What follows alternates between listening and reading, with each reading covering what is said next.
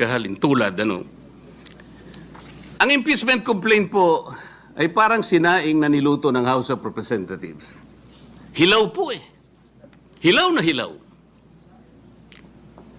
Ano po yung hilaw sa Bicolano, Mr. President?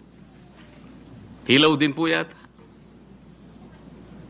Sa Bisaya, hilaw din po. Sa Kapampangan, magadto, Mr. President. Sa Waray po, matagudtod. Sa Ilonggo po, lagdos.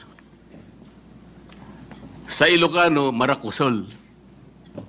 Sana po tama ang aking pagkaka-pronounce.